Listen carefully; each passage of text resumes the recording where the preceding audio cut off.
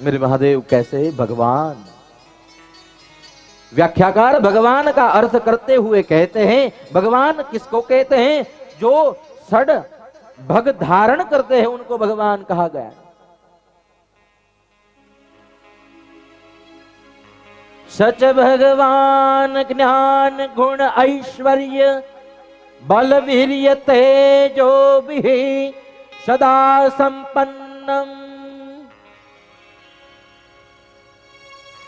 भगवान महादेव भगवान कैसे है?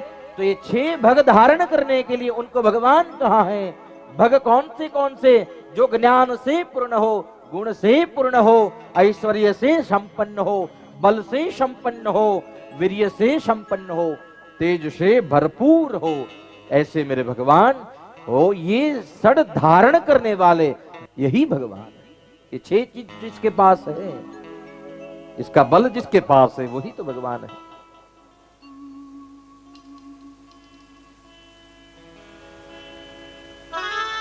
भगवान की व्याख्या करते हुए उपनिषदों में कहा गया है, भगवान जो सड़े ही धारितम, जो ये 6 चीज धारण करते हैं, इसको ही भगवान कहा गया है।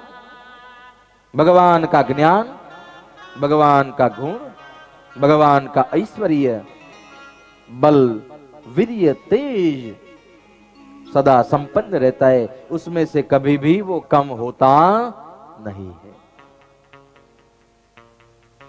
हम जन्म लेते हैं तो कम ज्यादा होते रहे कि नहीं? किसी को सुख, किसी को दुख, कोई जल्दी गुजर जाता है, कोई जल्दी चल बसता है, किसी को जल्दी वृद्धावस्था आ जाती है। लेकिन भगवान तो यौवन ही रहते हैं। भगवान को कभी भी मूछ और दौरे नहीं फूटते। भगवान केवल यौवन अवस्था में रहते हैं।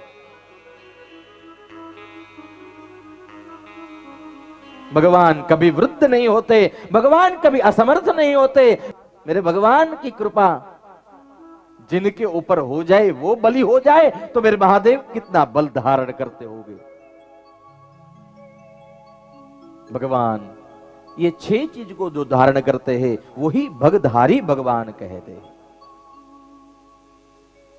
उपनिषद में उनकी व्याख्या करते हुए कहा, पूर्णमिदं पूर्णात् पूर्णमुदच्यते पूर्णस्य पूर्णमादाय पूर्णमेवावशिष्यते।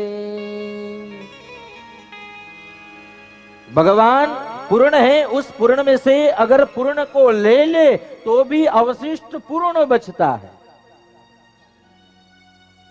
आज तक ऐसा गणित आपने देखा है? आपके पास अगर 100 रुपया है तो उनमें से 50 किसी को दे दिए तो आपके पास कितने रह गए? 50। लेकिन यहां शास्त्रकार तो कहते हैं भगवान क्या है, कैसे हैं? ये भगवान की व्याख्या किस प्रकार की गई? इस पूर्ण में से पूर्ण को लेने के बाद भी भगवान पूर्ण बचते हैं।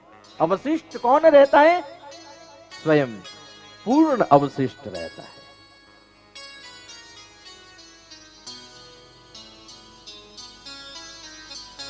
भगवान की और एक व्याख्या कही है,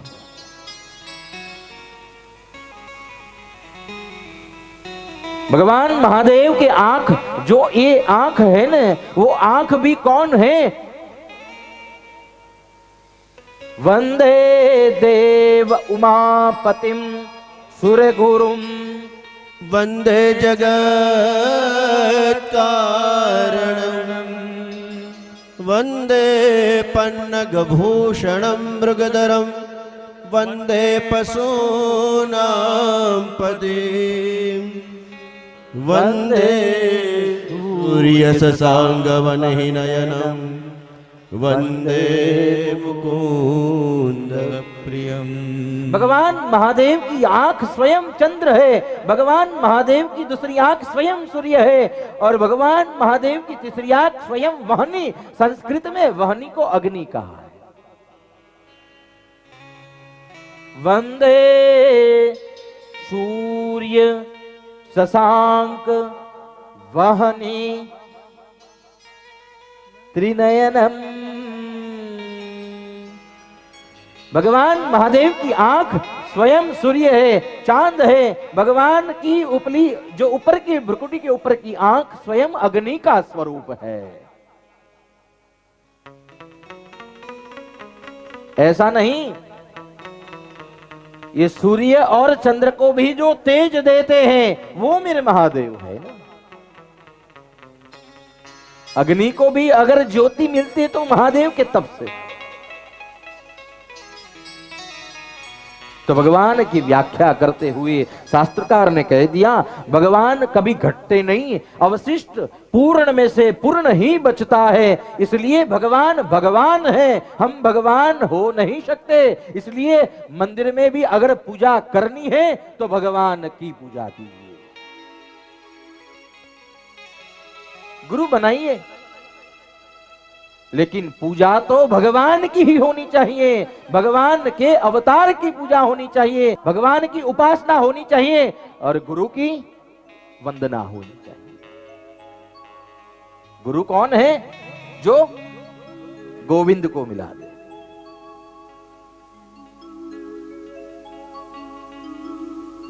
इस कलयुग में कई कई विकृतियां बन गई है। गली गली में दिने दिने नवम नवम भगवान पैदा होते हैं। आजकल तो ऐसा हो गया, भगवान है ये भगवान, वो भगवान, दिने दिने नवम नवम नए नए भगवान रोज सुनने को मिलते हैं।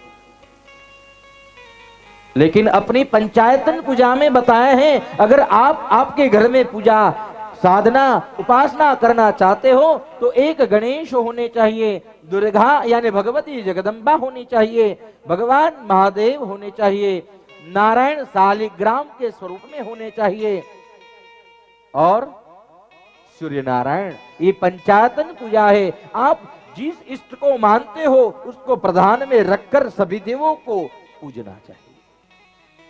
आज कल तो पंचायतन ही बदल गया।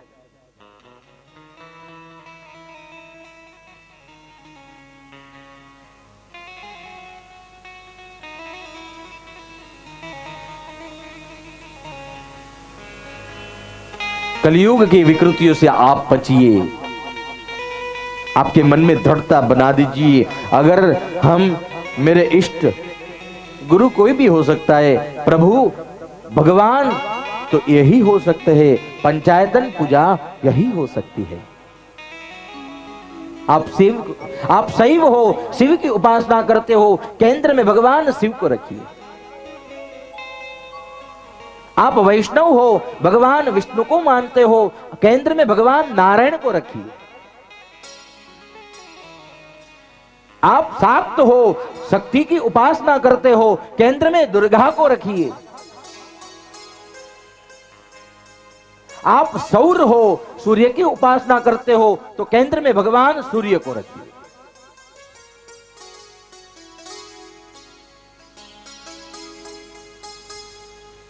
यही पंचायतन पूजा है। अगर इस ढंग से पूजा होती है तो भगवान अचूक आपके ऊपर कृपा करते हैं।